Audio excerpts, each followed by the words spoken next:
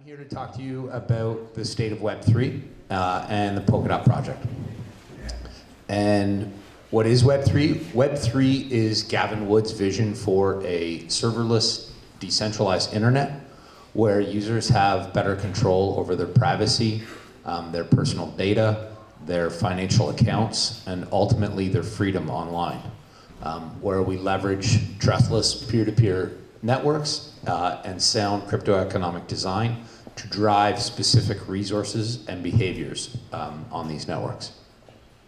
Why do we call it Web3? We call it Web3 because it's the third major evolution of the internet. We had Web 1, which was sort of static websites, poor UI UX, monetization through click advertising.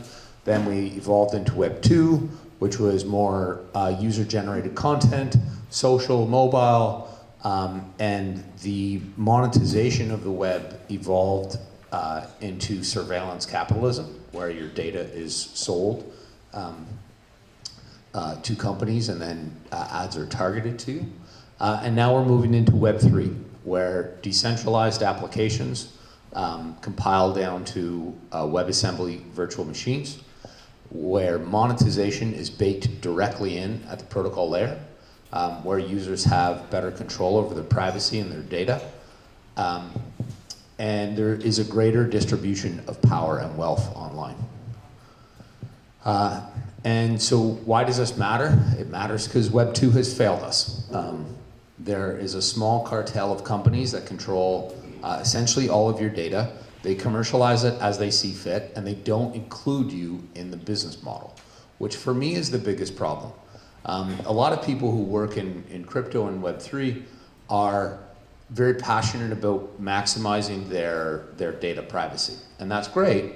Although I don't think I'm in really that boat. I kind of sit in a more intermediate boat where I wouldn't mind sharing certain amounts of my data with companies to run their models on, as long as I was participating in that business model, as long as I can share in the revenue of that. And so kind of the idea here is that we shouldn't get the use of Twitter or Facebook for free. We should share in the revenues of Facebook and Twitter for sharing our data. And that's sort of where we're going with Web3. So Web3 was founded on the idea of less trust, more truth, that we shouldn't have to rely on major internet conglomerates to not be evil. It should be set up so they can't be evil. And so the Web3 Foundation was born. We, at the Web3 Foundation, believe in borderless public goods commons. We believe that transparent governance is a noble pursuit in and of itself, that we should have clear rules for governing these protocols as we move forward, and that they should be able to evolve. We think that there should be safe spaces for experimentation, for better, for worse, because markets are leading indicators. The value of certain crypto networks has outstripped their actual practical use case. And as a result, some of these networks have slowed in their innovation because you just can't put a multi-billion-dollar network at risk to try something new at times. And so with Web3, we believe that you should be able to compartmentalize certain experiments and not necessarily put the whole at risk while you're experimenting. And then lastly, and probably most importantly, just that sound crypto-economic design creates a set of incentives that can drive specific resources and behaviors on peer-to-peer networks. And so whether it's driving resources like compute or storage, or driving specific trust-inducing behaviors or actions among actors that don't necessarily trust one another, we can leverage crypto-economic design in order to achieve this Nash equilibrium. So enter Polkadot. Polkadot is interoperability infrastructure for Web3, so it connects disparate blockchains to one another, allowing for arbitrary cross-chain messaging. Now this is a more broad scope than, say, token transfer cross-chain. This is any smart contract on the Ethereum chain can say, call any smart contract on Tezos, and any smart contract on Dfinity can send a transaction on the Zcash network or something like that. It's an incredibly technically ambitious project that brings together a number of new innovations. It's got a novel consensus mechanism, which is a two-step consensus called Babe and Grandpa. Well, actually, we'll get into all these things in a few minutes. But just a quick 30,000-foot view. You've got a relay chain, which is kind of the main chain. Parachains connect into that relay chain. Now, parachains are typically built using the Substrate framework and then compile down to WebAssembly natively and connect into the relay chain for sort of the fastest and best performance. Alternatively, if there is a legacy technology that a chain is using, they can connect to Polkadot via a bridge.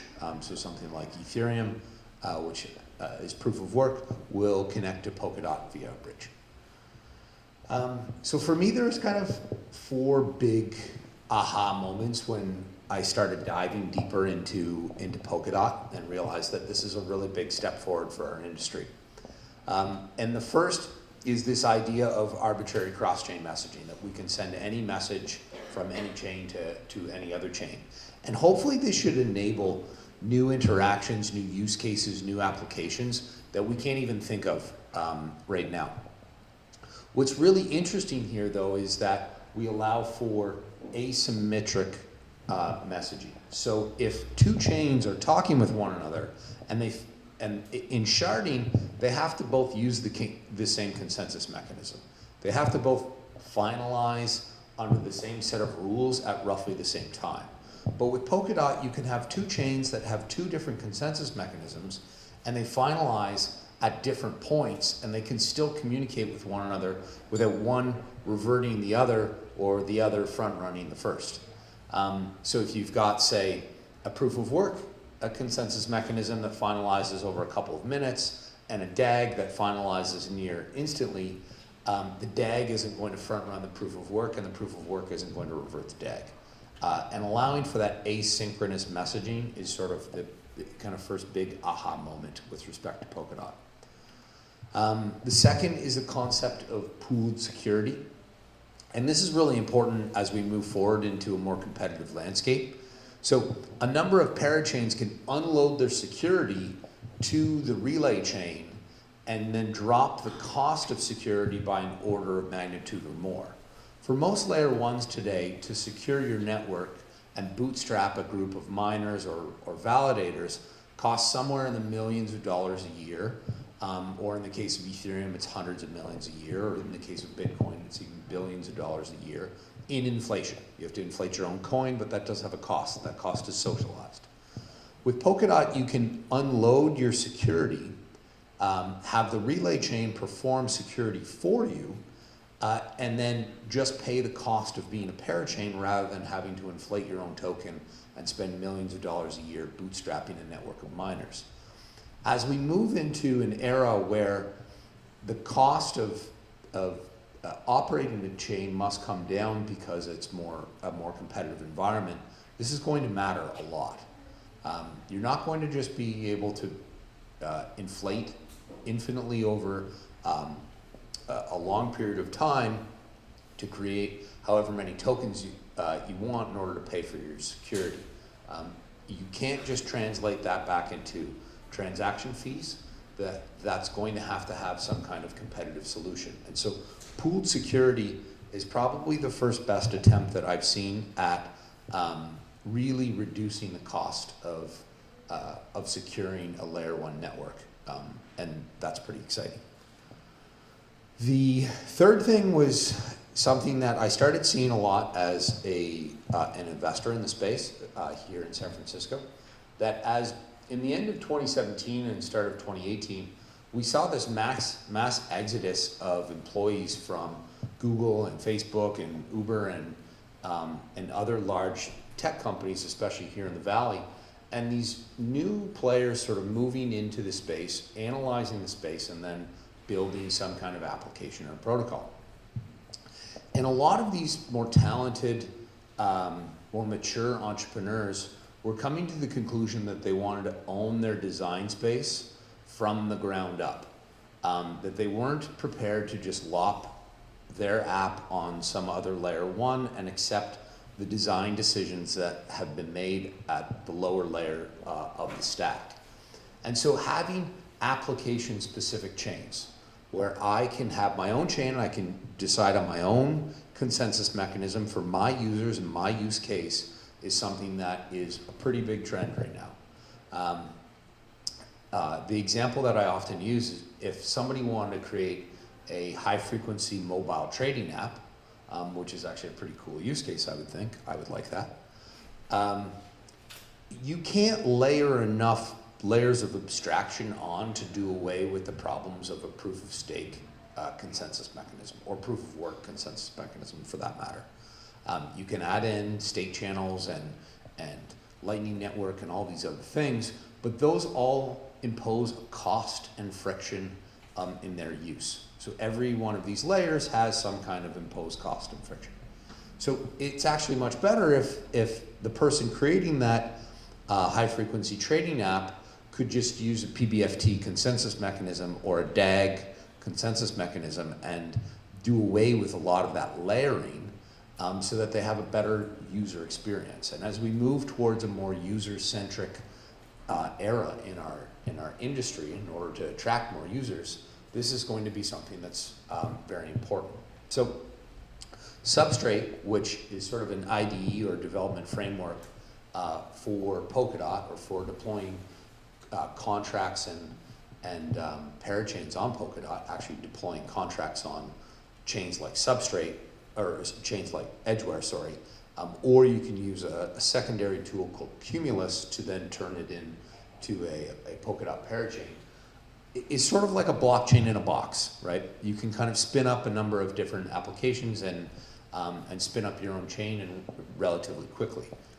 Gavin gave a really cool demo last year at the Web3 Summit, where he was able to spin up a chain and spin up a DApp in about 20 minutes from a computer that he took out of shrink wrap. So something that took years up until very recently now only takes about 20 minutes. Now that's with a good bit of Rust experience, but we'll get into that.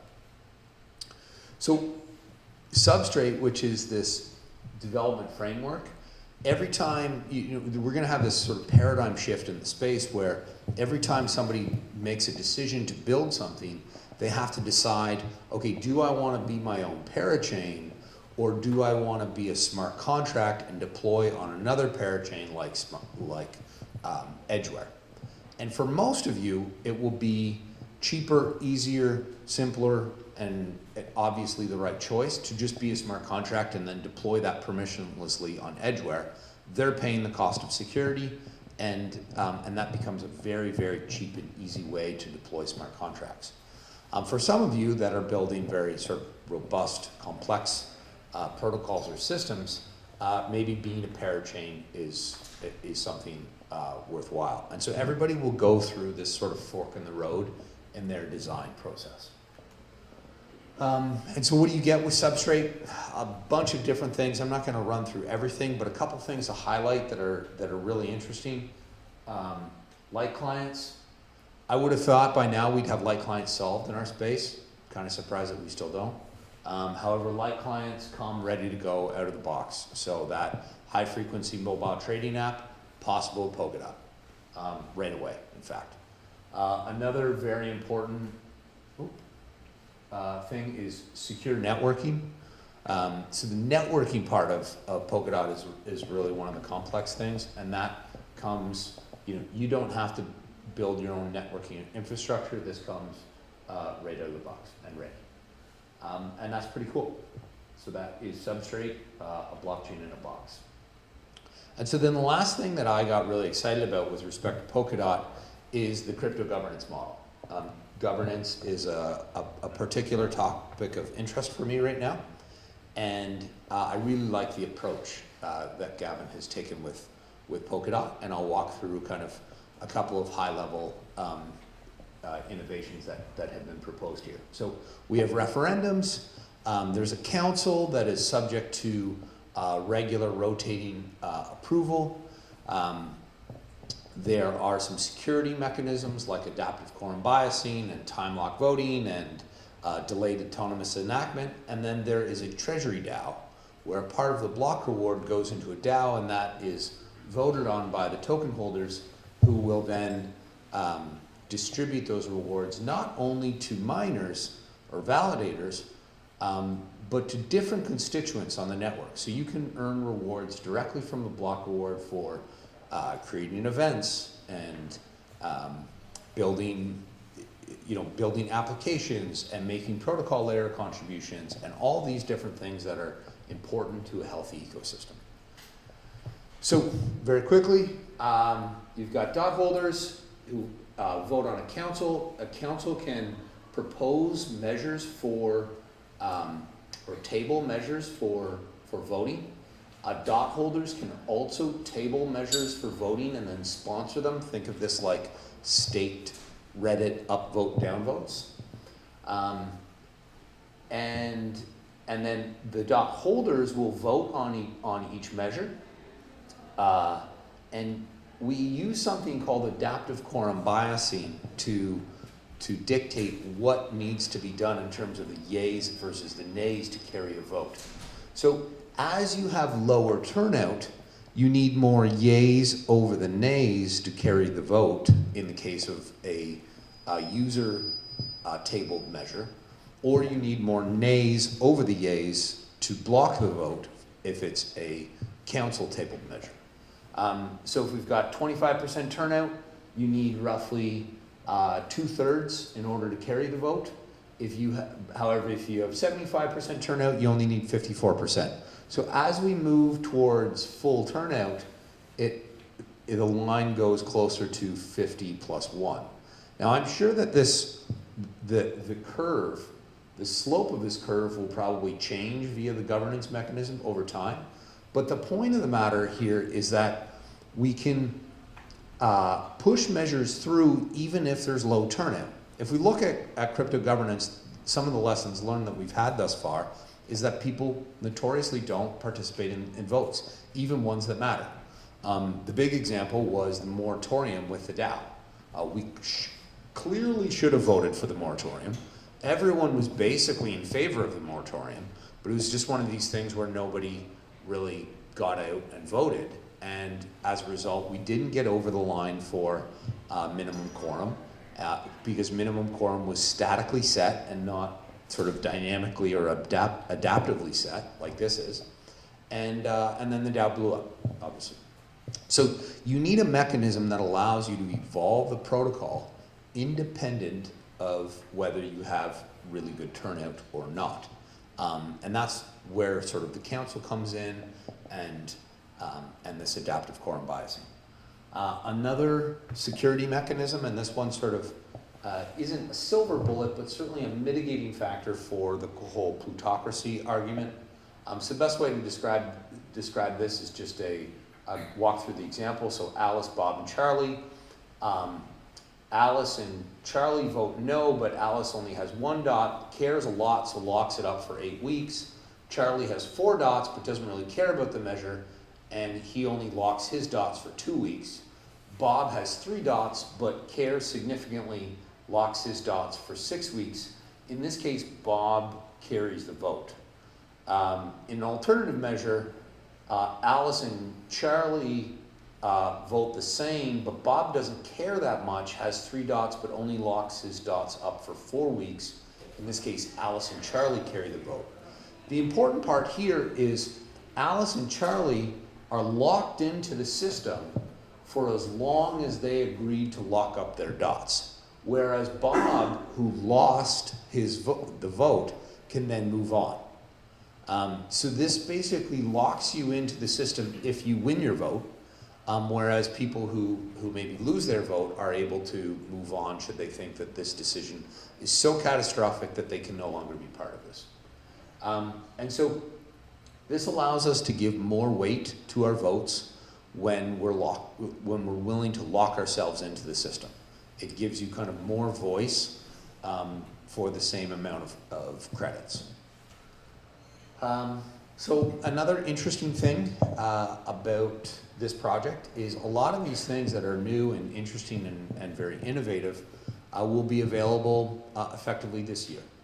We are expecting to launch mainnet by the end of this year. I should caveat that with the note that security audits can always delay things, that this is very vanguard technology, that we may delay things into early next year, depending on how security audits and how kind of last rounds of testing go. However, this team, which is a very talented team, the Parity team, as well as other groups working with Web3 and working in our ecosystem, are right now on track to deliver by the end of the year, and we're pretty excited about that. So, some cool things being built. I will let Ray talk more about Edgeware, but I'm certainly really excited about Edgeware. This is a permissionless smart contract platform, so think of it like Ethereum on top of Polkadot. It uses all of sort of the best in class vanguard technology that is being put forth by Substrate and Parity with Polkadot. But what's cool about it, for me, or what's really cool about it are two things. One, it'll use an extremely fair token distribution where you can lock up your ETH. You get Edge tokens so that you can participate in the governance of Edgeware, but you will get your ETH back. So it's a very low opportunity cost way to participate in a new network. And then the Treasury DAO will take approximately half the block reward and will divvy that up based on the voting of Edgeware token holders. And so we'll see where that goes. And this is going to be very interesting lessons learned for Polkadot and really for everyone in crypto governance, because we need a way to properly incentivize all of the different important components or constituents in our ecosystems. It isn't just validators that should be paid by the block reward. It should be everybody who contributes fundamentally to the development of these ecosystems. And I think Edgeware is uniquely positioned to create a really cool community that is centered around this idea that we can use governance to pay everybody from the block reward. So people will work for the Edgeware DAO as their job. And I hope to maybe be one of them. It'd be pretty cool. So Ray will talk a little bit more about Edgeware, but we're pretty excited about that. There are more than 24 collaborations that we have today, everywhere from different implementations. So ChainSafe is making a Golang implementation.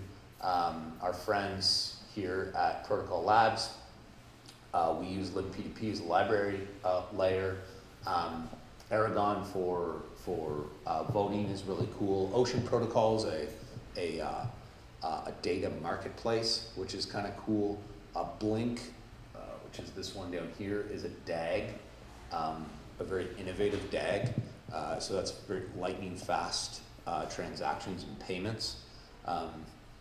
ChainX out of China will do some really cool new proof of work systems. Chainlink is an Oracle network that just went live.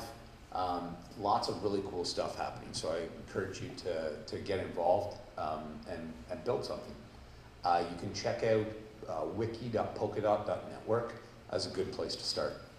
And then I would be remiss not to mention our grants program. So we've given out, actually this slide's now a couple months old.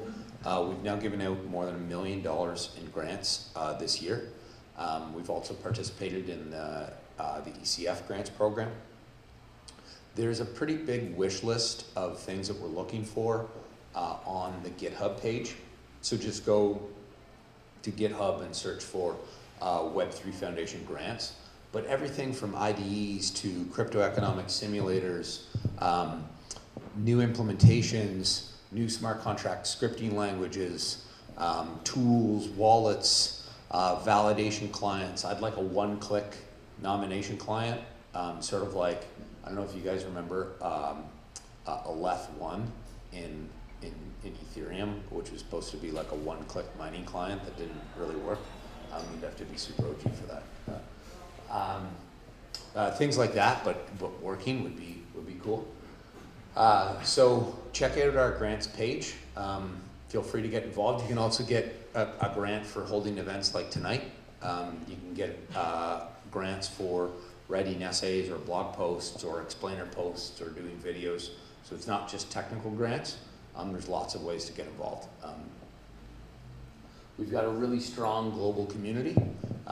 Certainly a lot of growth in East Asia, especially out of China recently.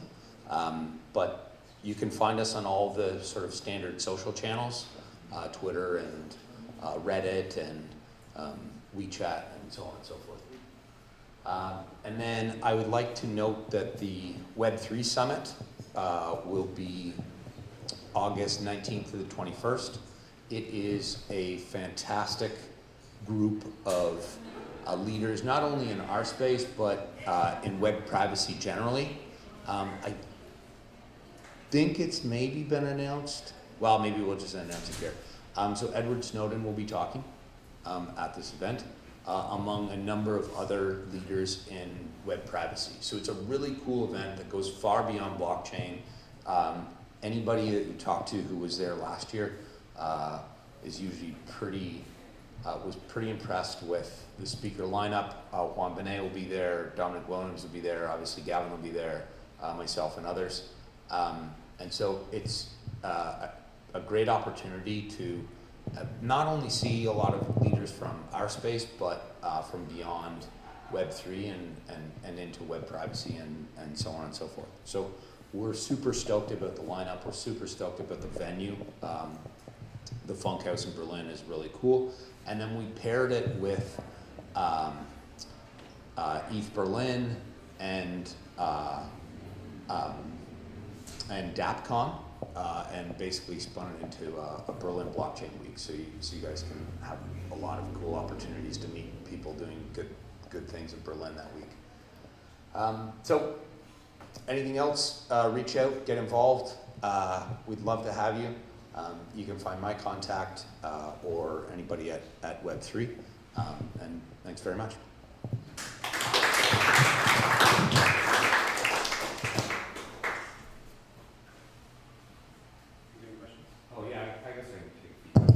Sure. So you mentioned, I think, Divinity, Ethereum, and Tezos as possible integrations with Polkadot. Are they already integrated, or did you just mention those examples? No, that's just an example. To my knowledge, there is a group working on an Ethereum bridge. It's called Ethereum. And it looks like an Ethereum bridge. Anyways, I'm not too familiar with the project. I have heard of a number of companies that are spinning up kind of a bridge as a service to just very easily spin up a bridge between Polkadot and any other chain. And so I do not expect at this point that like bridges or integrations will be a major problem when we go live. The bottleneck will probably be networking more than, say, interest from chains to bridge to Polkadot. Cool. Any other questions? All right. Thanks, guys.